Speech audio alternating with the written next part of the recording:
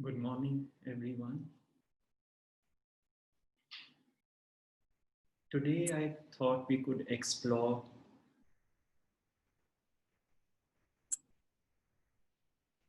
silent sitting once more.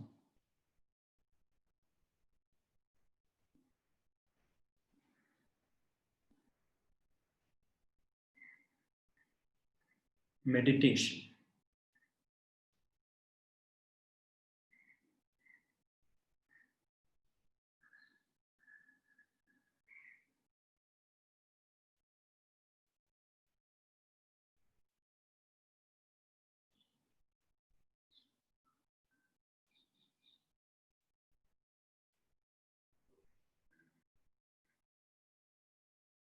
I would like to repeat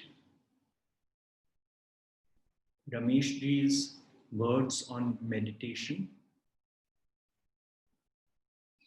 Meditation is witnessing whatever arises in the moment as movements in consciousness.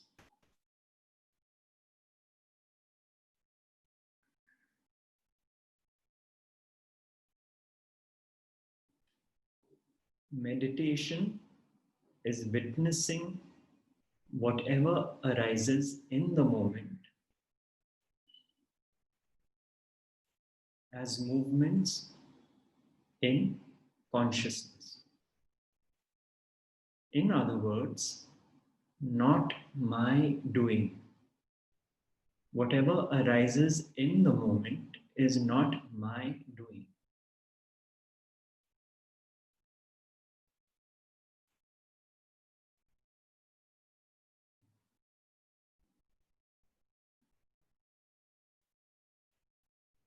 Now, there are a few general guidelines known to many who meditate.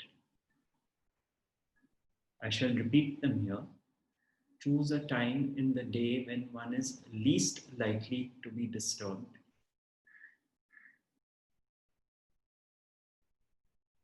2,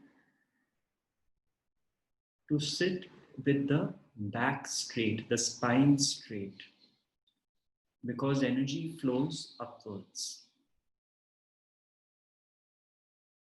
The human being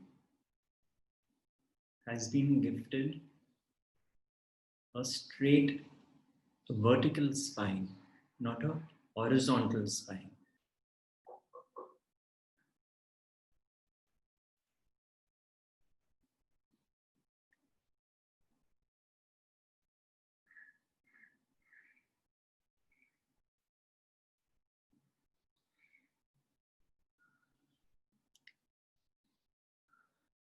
There is no fixed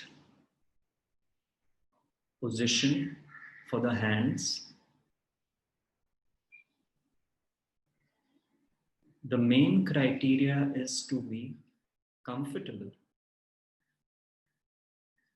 But having said that, since meditation is a passive activity, we are sitting back passively and open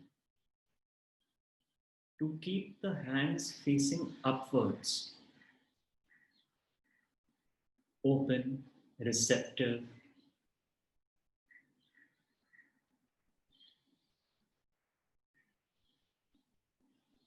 Is perhaps better than down on the thighs, for example.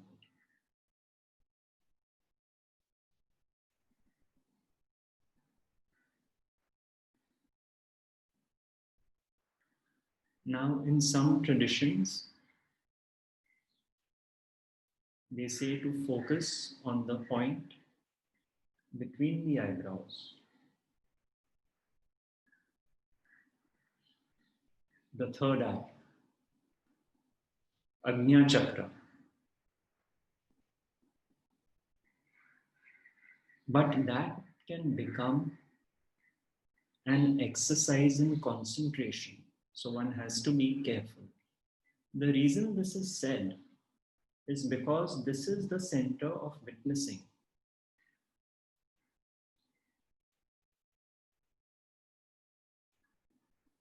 The physical eyes are the eyes of duality, and this is the eye of singularity. If thine eye be single, thy whole body will be full of light. If thine eye be single, means not the eyes of duality, thy whole body will be full of light, which is the light of consciousness.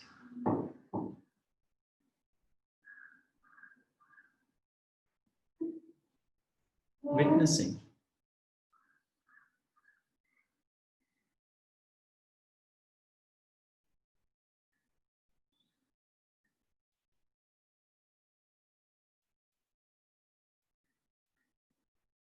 So what happens is when we just sit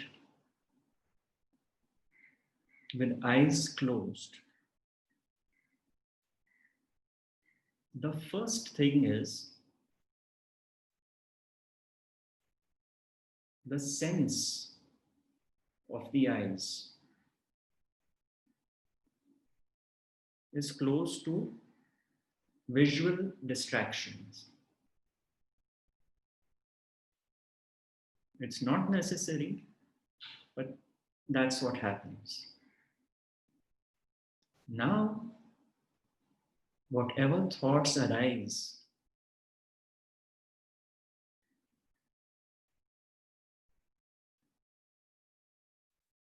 they can be witnessed in totality. Normally, we are distracted by multifarious things in the day. Seeing something, hearing something, smelling something, so on and so forth. Now we allow ourselves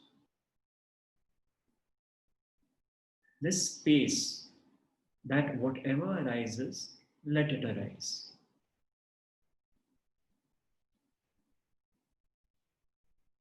Some people say, I did not have a good meditation because there were too many thoughts.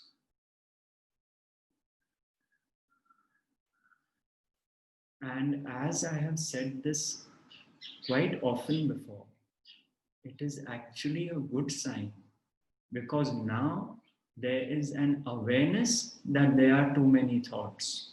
Earlier, even that awareness was not there.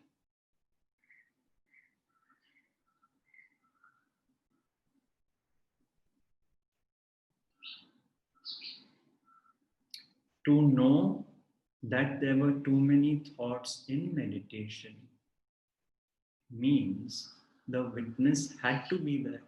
Otherwise, who would know that there are too many thoughts in meditation?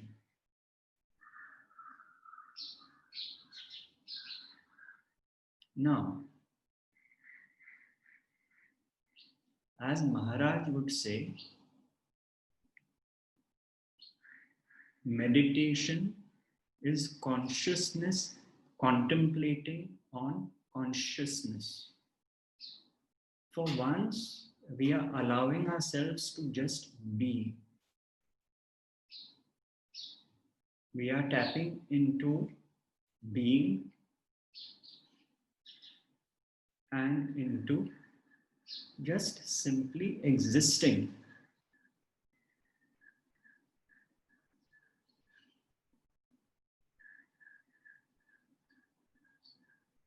So while generally our spotlight of attention is outward, it is now reversed. The spotlight is on being.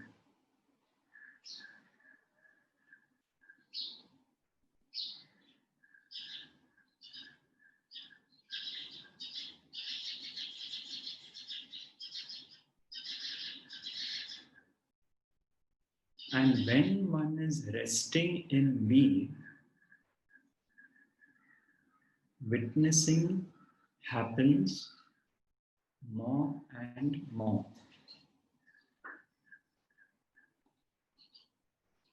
Please understand, this is not a description of meditation as a process. This applies to daily living. It is the same.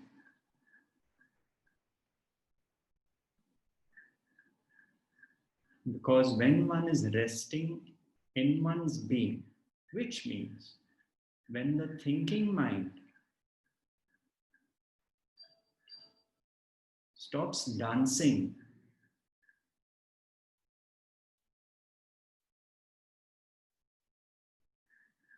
one is resting in one's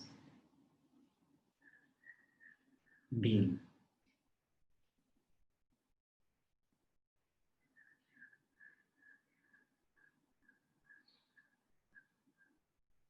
Then one finds that supposing during the course of the day, someone says something,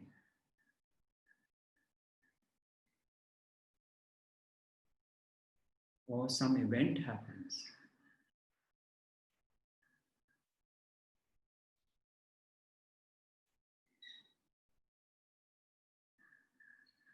earlier, if there was a knee-jerk reaction, now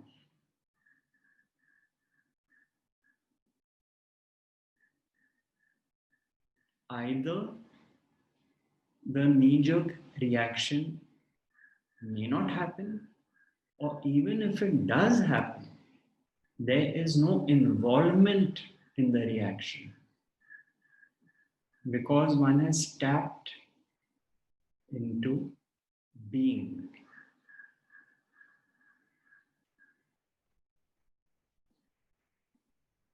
Now here is a simple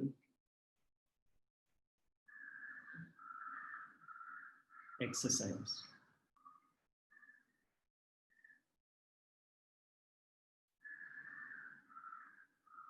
I am going to make a sound with these.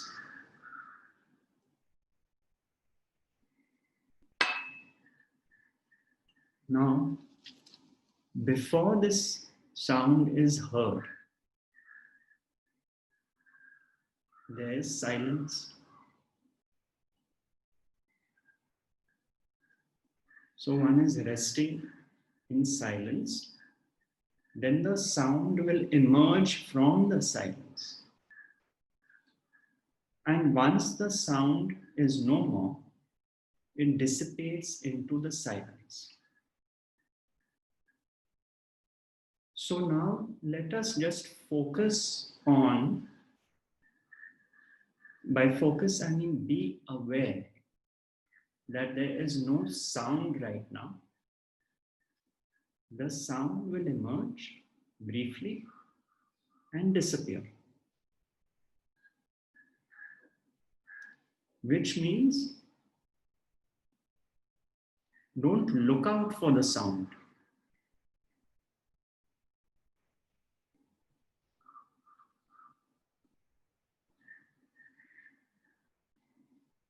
The attention is bound to go to the sound. But now what happens is we are just exploring the dimension and the depth from which the sound will emerge and die into.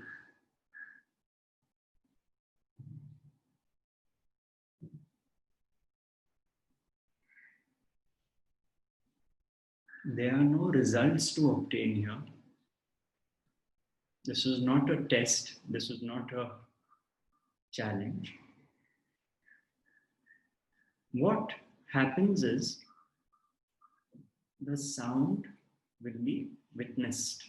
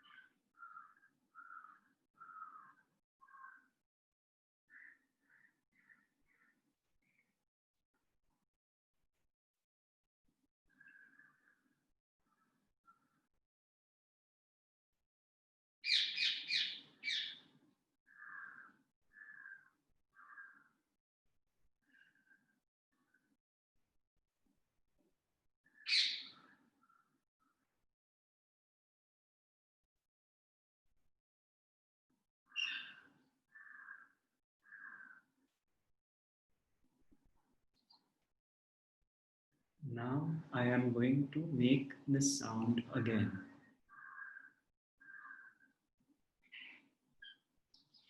This time,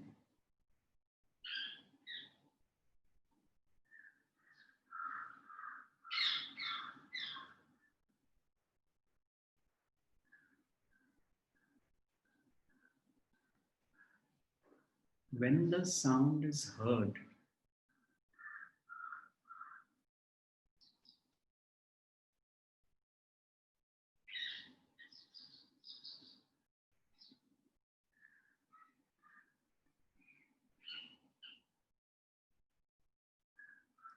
let the knowing be there that this sound has emerged within my own consciousness.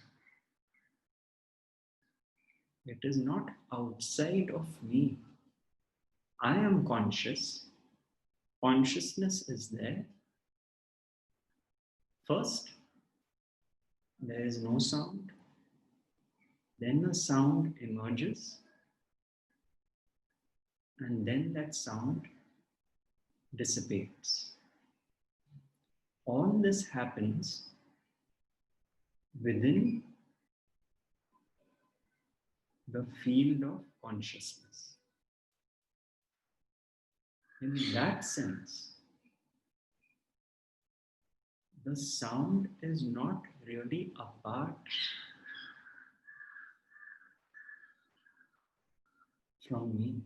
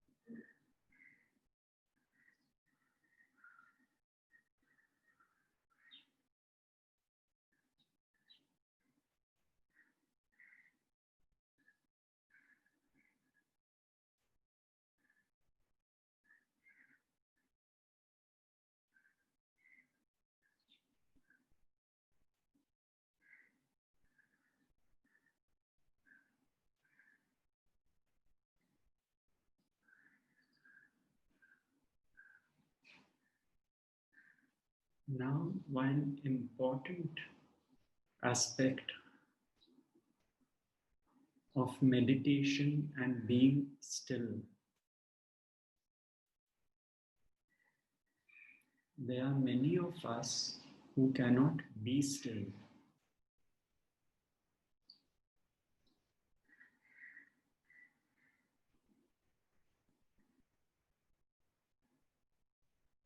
So we get up, listen to music, go for a walk, keep checking the WhatsApp status on our mobile phones, see who is there to call, and get engaged, and so on and so forth.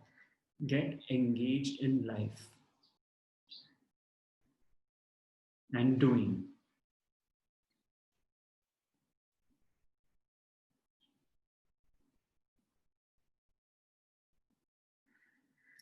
Now, the question is, who doesn't want to be still? Who is that does not want to be still?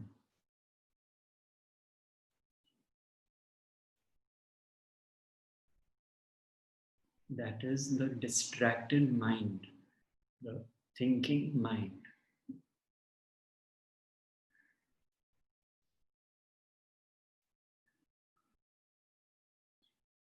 Because if it is still,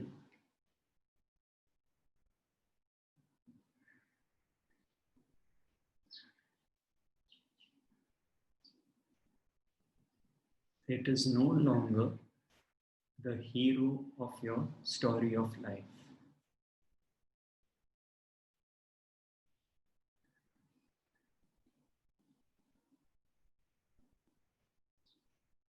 The thinking mind does not want to be still, because to be still means its absence.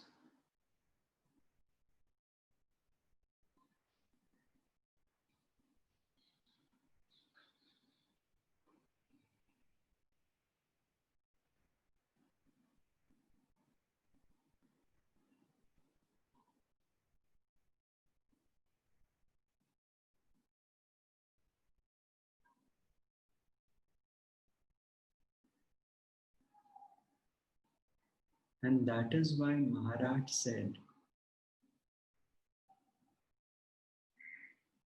we are so accustomed to making use of our consciousness that rarely are we established as consciousness.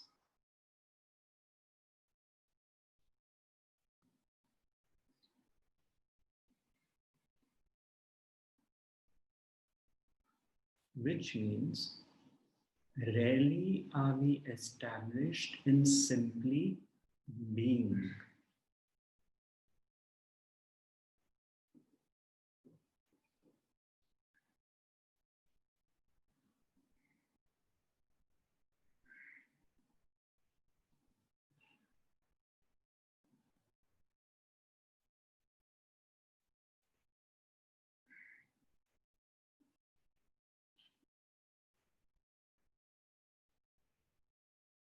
In meditation, we are worshipping that consciousness. If our focus, our awareness rests on consciousness, we are worshipping consciousness. In that sense, it is such a sacred act.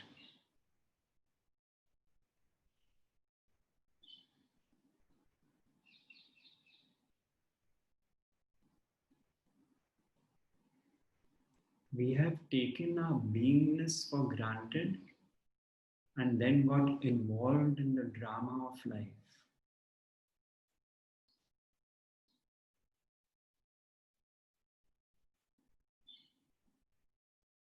Now the vision turns.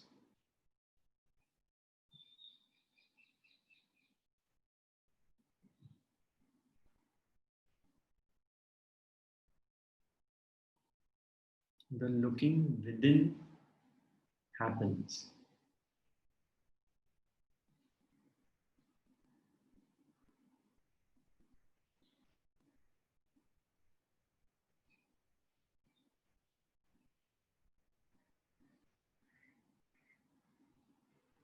The sacredness, the purity of this sense of being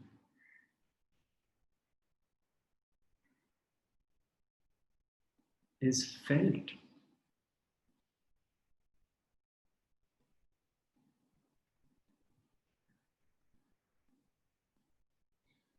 More and more.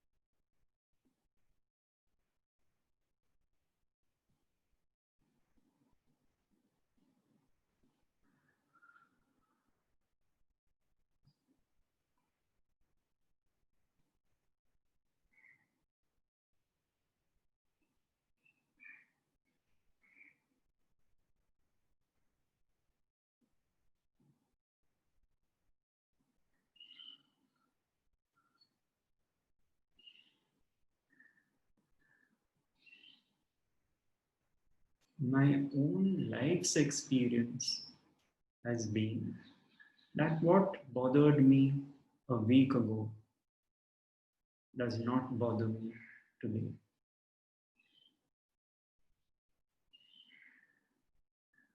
What happened with me 10 years ago is but a distant memory.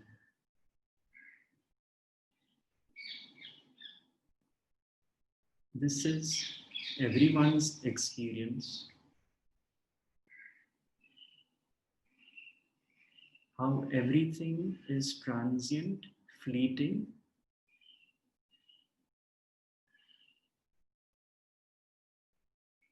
comes and goes.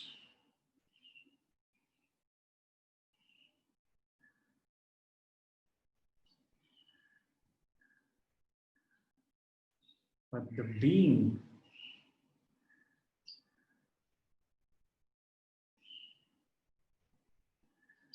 the screen of consciousness on which the events of life take place. Sometimes happy, sometimes sad, sometimes pleasure, sometimes pain.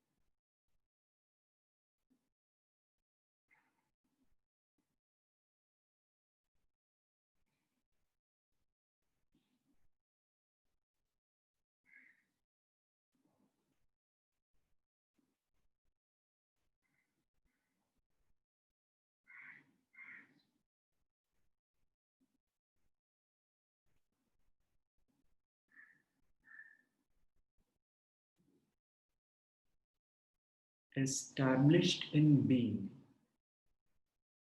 the living dream of life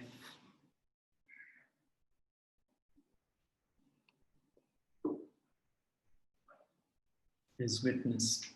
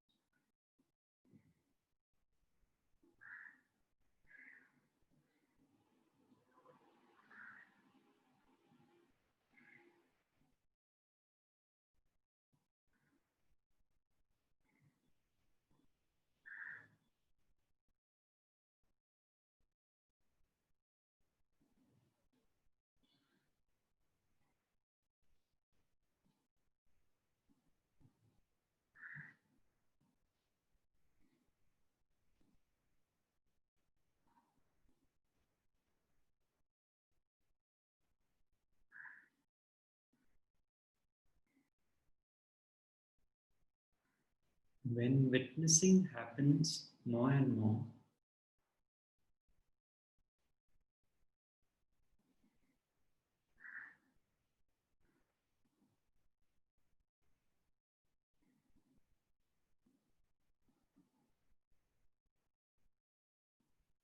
there is this inner knowing and feeling that all voices are the expressions of one consciousness. All faces, all people we come across are an expression of one consciousness.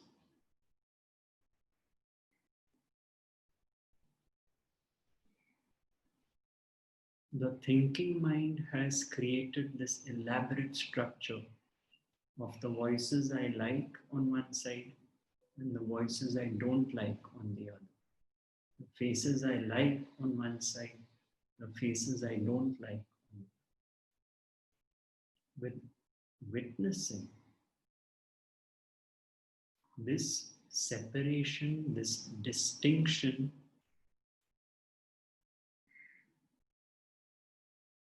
starts dissolving. Of course, there may be a preference of some voices, some faces, but that preference is a biological preference not based on a judgment of the other.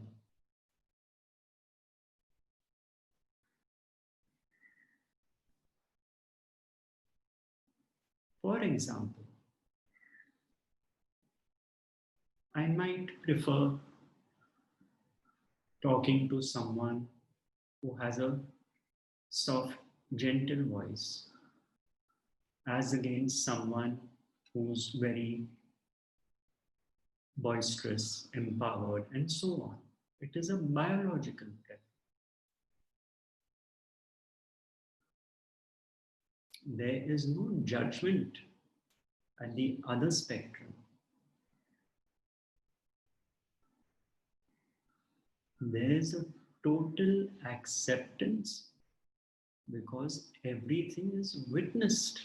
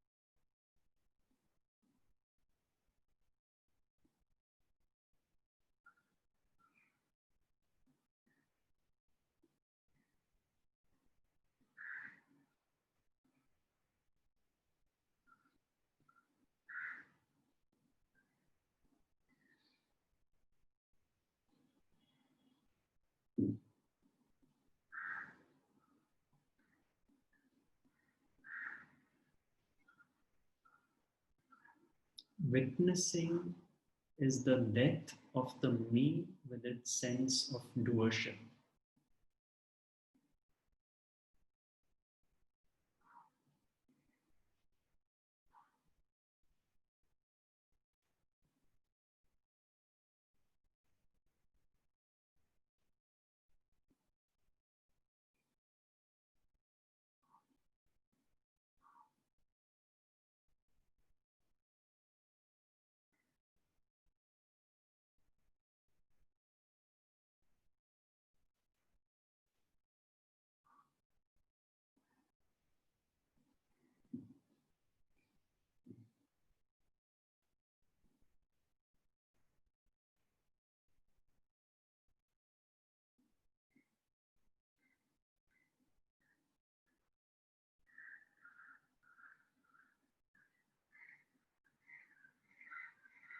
The me that is contracted, wound up, curled up.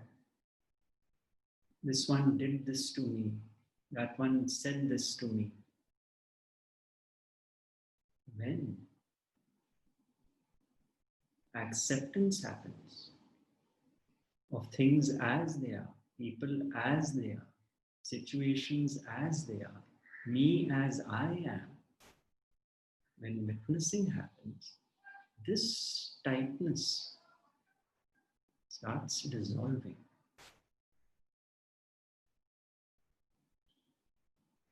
Relaxation. Relaxation into being.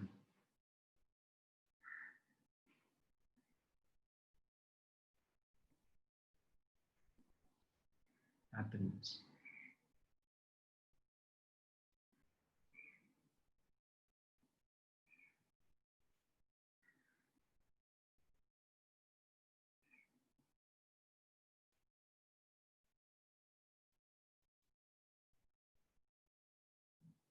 letting go,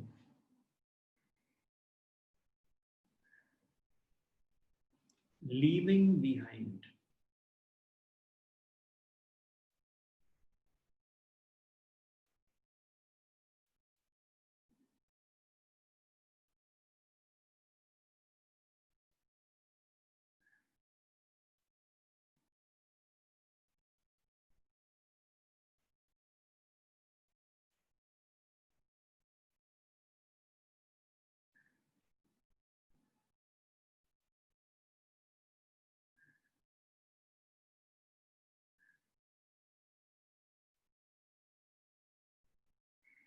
Letting go is relaxing.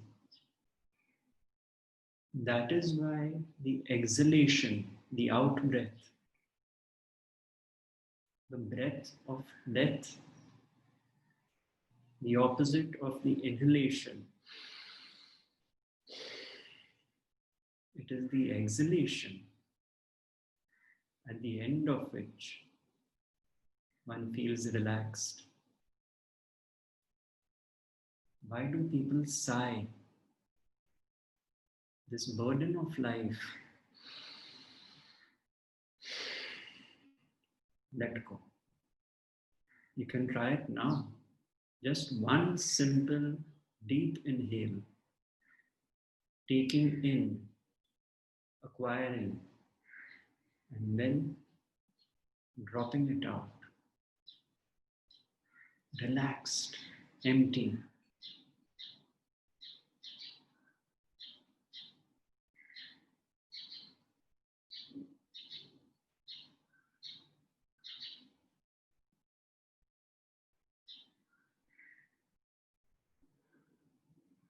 That is why in pranayama, the count of the inhalation and the hold and the exhalation is usually 1:4:2, which means the exhalation is twice that of the inhalation. It's not that one can exhale more than one has taken in, but one holds so much in the process of life that the exhalation has to be emphasized to get it out of the system.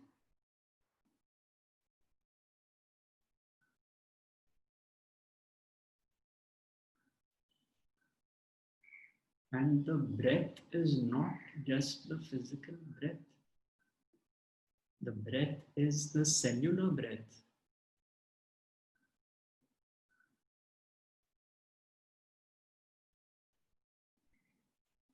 What are we breathing through every cell of our being?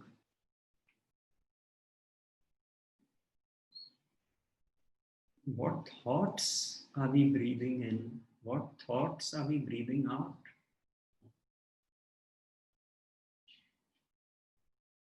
Are they thoughts of hatred, malice, jealousy, envy, pride, arrogance, guilt, shame, conflict?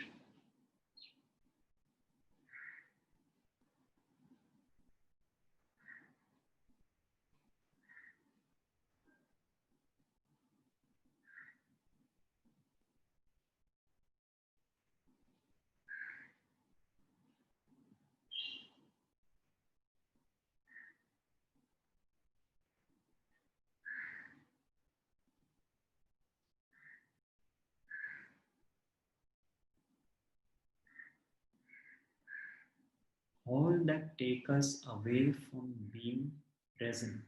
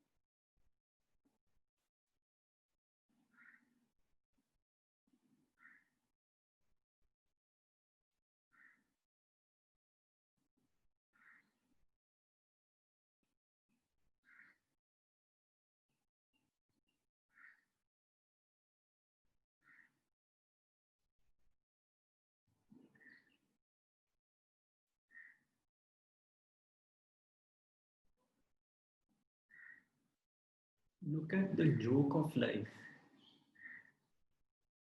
For the first couple of years, the baby is taken care of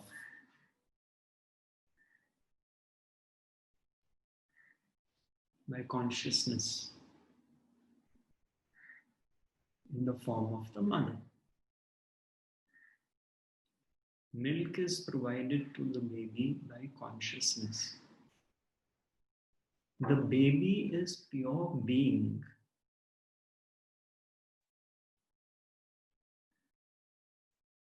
Till a certain point, the baby does not know. It is not aware I am. It is pure being, and that pure being, consciousness, is looked after by consciousness.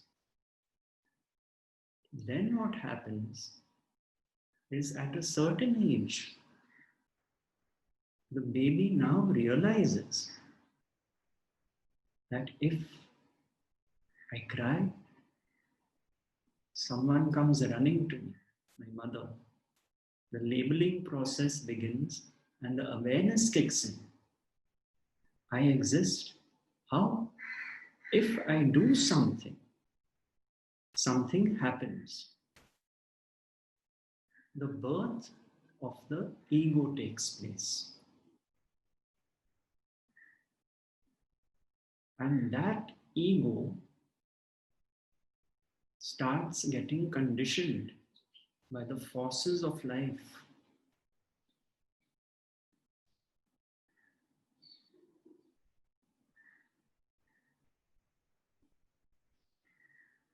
Starting with how the parents treat that ego.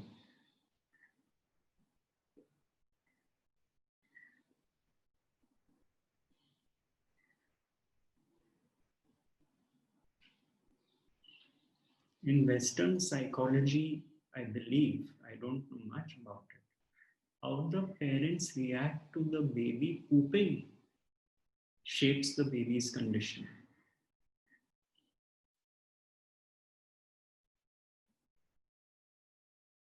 And then this bombardment of conditioning starts happening.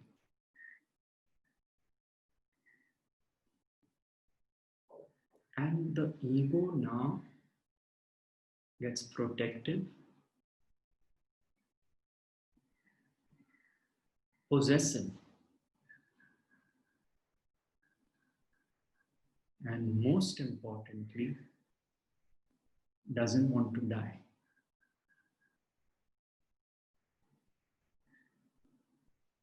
But that being which was there in the first couple of years, there was no question of all these thoughts arising.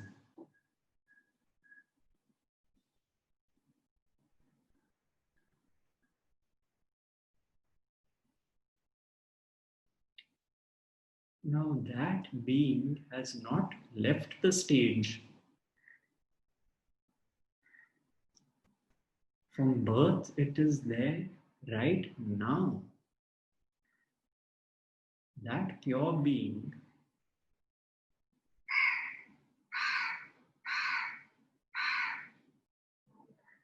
is here right now. Overlaid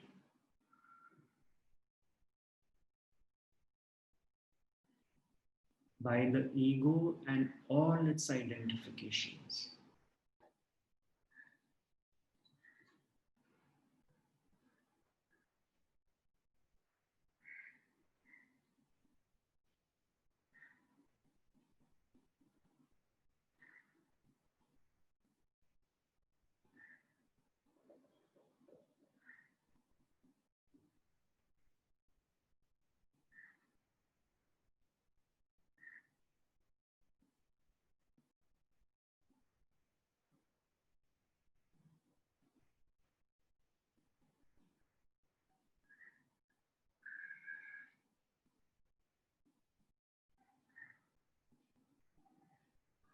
Many people, especially those who have seen a lot of suffering in life,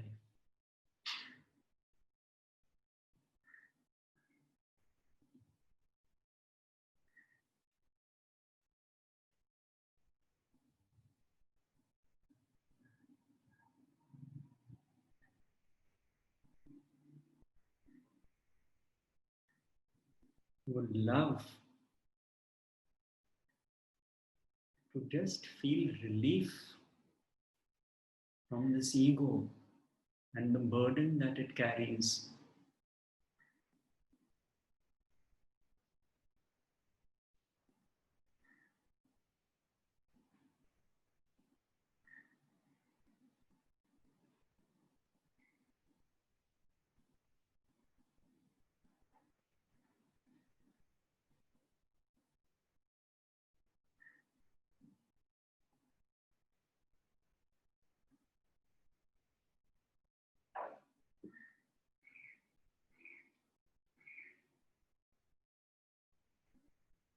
And peace is one's birthright because one has actually come into the world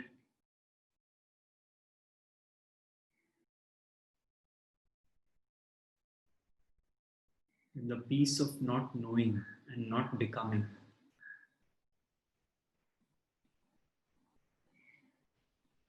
That is why we gravitate towards the wise ones, the masters. We are pulled by their peace.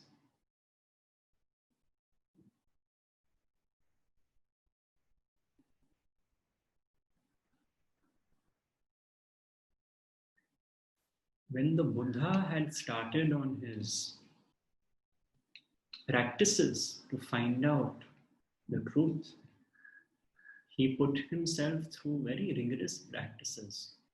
And he had 5 disciples who were following him. But then the Buddha realized that this is really not the way. To undertake all this torture is not really leading me anywhere. So he told these 5 disciples that, look, I'm stopping all this rigorous sadhana and going deeper within. And they were shocked. In their eyes, the Buddha had fallen from grace. Are you a coward? You aren't sticking to your own word? We were so impressed by your sadhana. Now, we have no respect for you. You've chickened out. And so they left him, criticizing him, saying he had fallen from grace, and so on and so forth. And then the Buddha, in his journey, discovered Shanti, the middle way, and so on. And he decided to go back to Sarnath because he felt, out of compassion, that I must share with them, if they are open at least to listening to me, what my discoveries were. I must make that attempt out of compassion. And it so happened that when he reached Sarnath, he walked towards that familiar spot where they used to sit at one time. And these 5 boys were there together, chatting away, and one of them saw someone approach, and the other recognized him as the Buddha, and he burst out laughing. There comes the hypocrite, and so on and so forth. But as the Buddha approached them, suddenly they fell quiet. And then one by one, they got up and started walking towards the Buddha. All of them. And when they reached the Buddha, the first one said, "What have you done? You have pulled me like a magnet. I had no intention of coming up to you.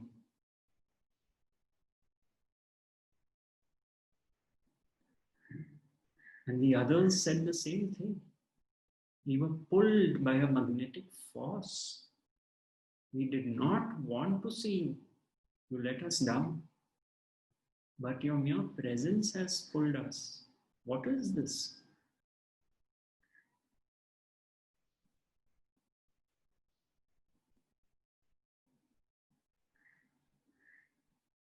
And the Buddha replied and said, this is not my doing. This is the presence of the presence, which your presence is attracted to.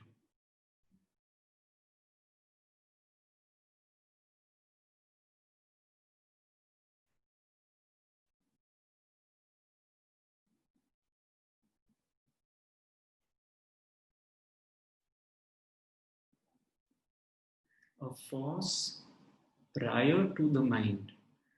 Whatever objections the thinking mind raised fell away.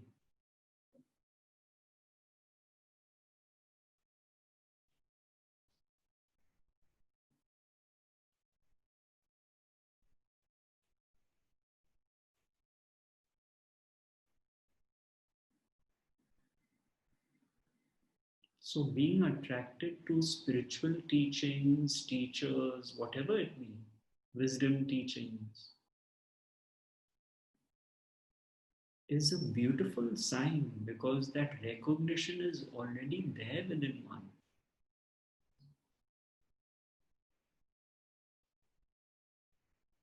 No matter the turmoil and turbulence in life, the fact that that is happening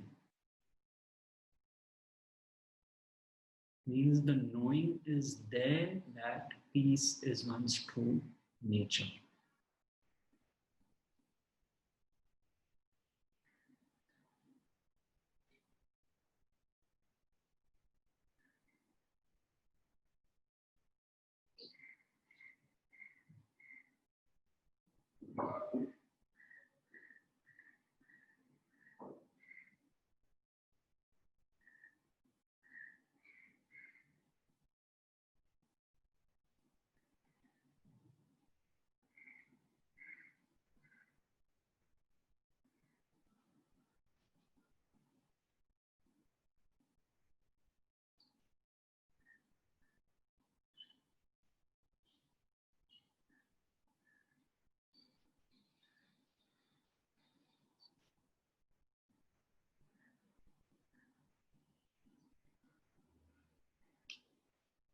All right.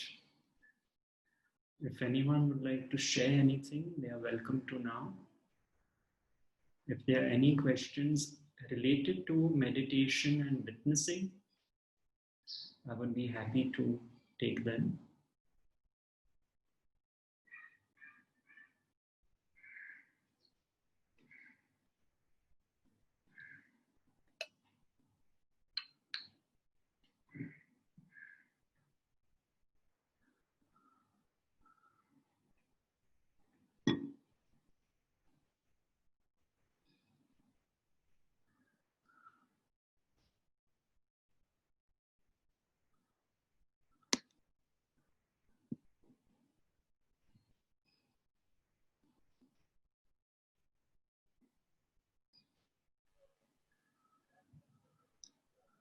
Yes, Pratyush. Yes, sir. Sir, I want to ask when we recognize karma and all that, that nobody is the doer to us. But when we grow spiritually, we suffer from guilt from something in the past which we have done, which we should not have done. How to get rid of that guilt? That guilt again comes in the during the time of meditation. Yes, that is exactly the problem. You see, if you accept, Pratyush, that based on your conditioning, your genetics, an action happened, Yes, sir. it means it is truly not your action because that is the way you were shaped by consciousness. Now, if one is meditating and this memory arises that I did something, what will happen? Because the memory can arise, like you say in your meditation, it arises. But that memory can lead to a feeling of regret, most certainly, that I should not have done that. But when the understanding is there that that action of mine happened because of so many circumstances beyond my control, that regret will not turn into guilt. Because if I know that it is truly not my action, if I accept that, of course, regret can arise, and that regret may lead to an apology if I've hurt someone. But guilt will not be there, because guilt means that I blame and accuse myself of something that I have done. Whereas this understanding says that if you look at what all has happened, you will see that you had no control over the events that shaped you, your conditioning, your nature, on the basis of which perhaps you said something and did something. So, what is pure regret cannot convert into guilt if the full understanding is there. Now, supposing in meditation guilt arises, which is okay. As I keep saying, we are human beings. This is not about suppressing guilt. Even the arising of guilt is witnessed. The knowing is there that I am feeling guilty. That itself, that feeling of guilt is witnessed in meditation.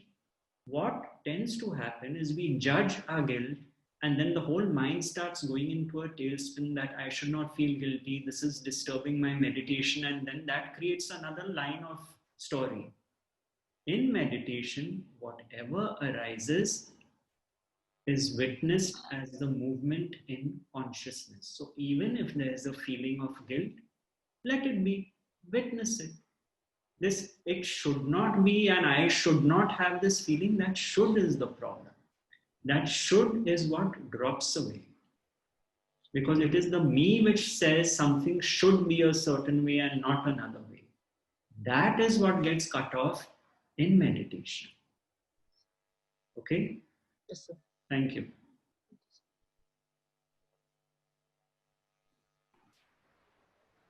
Yes, Harish. Hi. Hello. So, Gautam, a meditation when all there is the breath, and I find the stillness. It's like you're just your breath and the stillness. Now, post the meditation, I always generally land up sensing a void, a vacuum. I can't term it as a sadness, but the only word that comes with it is, I will say, sadness. I don't understand that feeling. Yes, it is actually a most beautiful thing you have said, Harish. It's most beautiful because that void is the absence of the me. The void is the absence of me and my story and my identifications. Initially, it is felt as sadness because there is nothing to identify with, and it is the me that feels sad. You see, it is so inbuilt in us. That void is where the truth is, because in that void, you are not identified with anything. I'll tell you my own example, Harish. When I moved into my current office, which is on the 17th floor, and from the window, I could see the vast expanse of the sea, just the sea and the sky. When I would sit there in the new office, I felt empty. I felt something was being sucked out from me. I felt the voidness, and I contemplated and I asked some masters. I wanted to understand why is this feeling there. And I realized that this expanse of infinity, which was all around me, meant I could not identify with anything. And that feeling of void became so relaxing, so all embracing. I got so accustomed to it. It was so beautiful. But I realized that there's no object to identify with. And so, what was initially felt as discomfort because one was not used to it, what was perceived as a sense of sadness, you could say, turned out to be the most beautiful gift. And if you feel this void post the meditation, it is actually a most beautiful sign for you that the quality of meditation is seeping into daily living. It may Because not appear to be. It may yeah, not appear to be. because time elapses easily when you're in meditation, but it's so freaky because most to get out into the world is not easy and it's very freaky, and it's kind of a discomfort also I carry, uh, a limbo. I don't know what how to explain. It's a very frustrating kind of a feeling. Uh, So that has to be accepted because it is the ego which is fighting this feeling, you see. The feeling is not fighting the feeling. It is the ego which is not happy because it is no longer the star. So it has to be allowed, even the feeling, what you're feeling has to just be allowed to be. Forget the how to, how should I, all that. Just drop that story. Just know that if this sense of void is happening, it is a beautiful sign. Okay? Okay.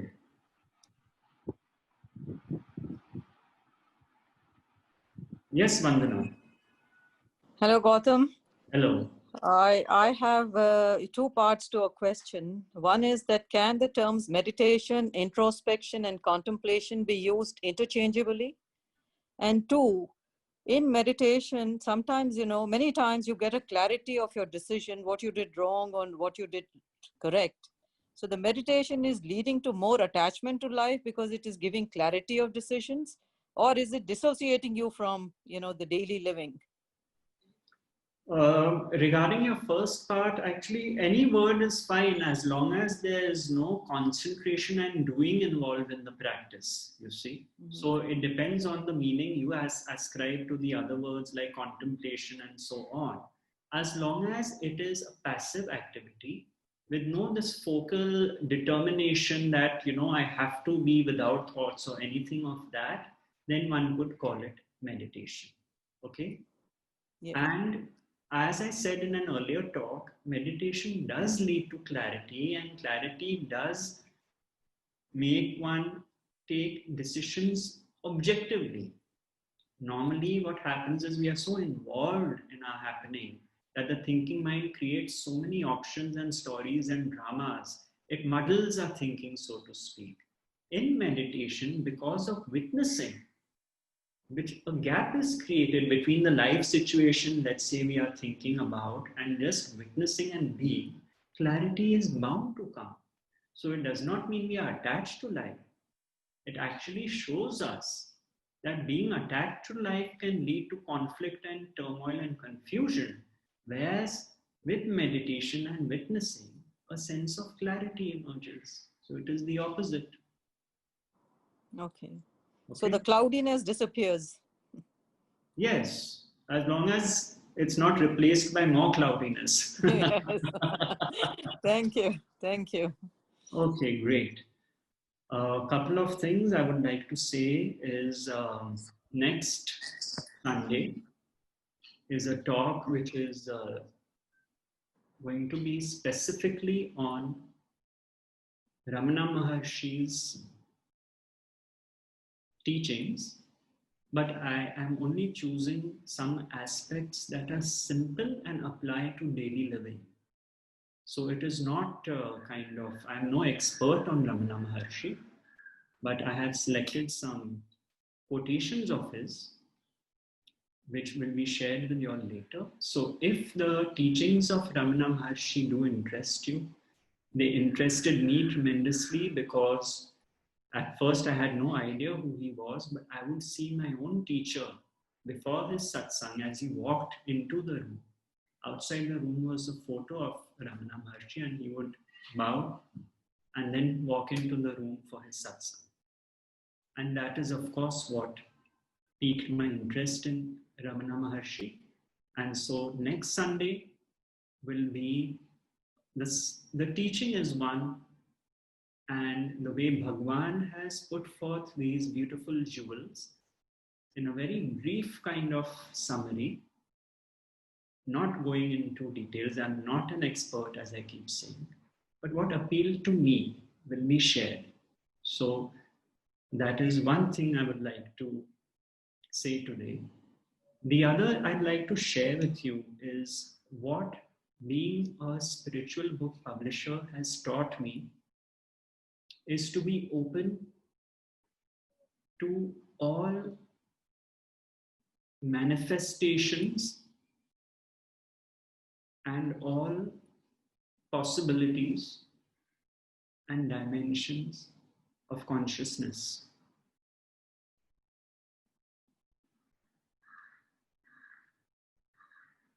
Now, why I am saying this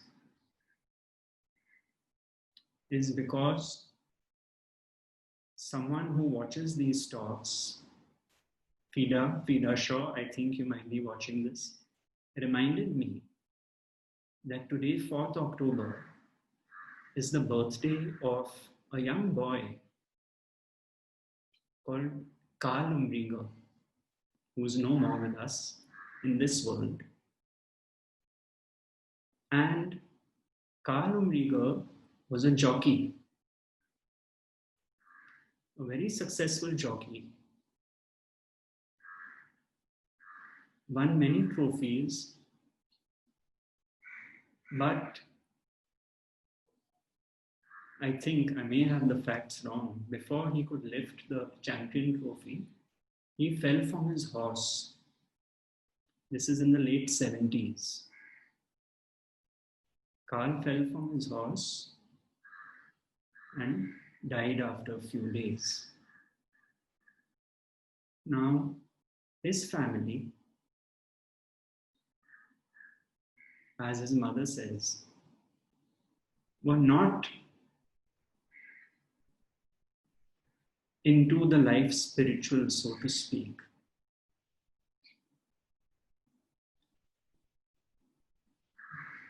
But Carl's mother, Nan, through a series of events, started communicating with Carl in the afterlife. Now, what I find most beautiful about this story is the fact that Carl leads his mother to a spiritual master called Meher Baba, who is also not here with us right now in the physical realm. And so this becomes a story of the master, the spiritual master, and the disciple, in this case Nan Umbriger, finding a master through such, one could call, strange circumstances. And how Nan takes Meher Baba as her guru, guide, master in this life. And so she wrote a book called Sounds of Silence. In this book, she outlines the journey of how she discovers Meher Baba through the loss of her son.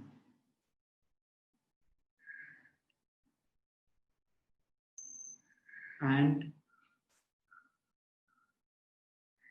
she had written this, and at that time, it became what one could call an underground bestseller. And Nan approached us to take the book on because as an individual, she could not really do much with it. We had perhaps been in publishing for 4 or 5 years. And as you all might know, our leanings are towards Advaita and non-duality. But this story was so pure, this unusual story. And a mother who wrote this book from her heart, you see, that is what appealed to me, that we published this book. And so this is to celebrate I think Carl and Nan, because Nan, in her own way, has helped so many people who have faced loss and have not been able to accept the loss of a loved one. You see, some people are not able to bear the physical separation and they seek answers from the other realm. And for those, Nan provides a healing balm.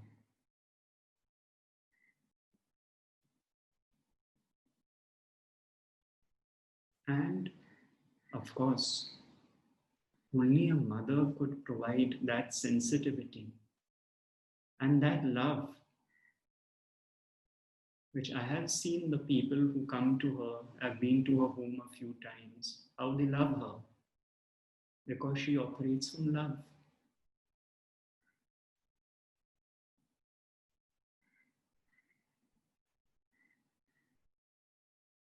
So this 4th October, FIDA has reminded me is a special day in memory of all those present with us, not present with us, doing their bit to spread the light.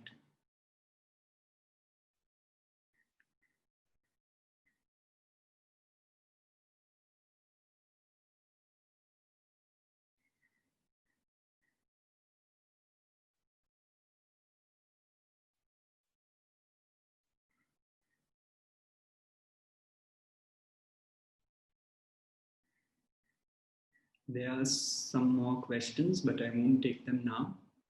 Please do ask them next Sunday.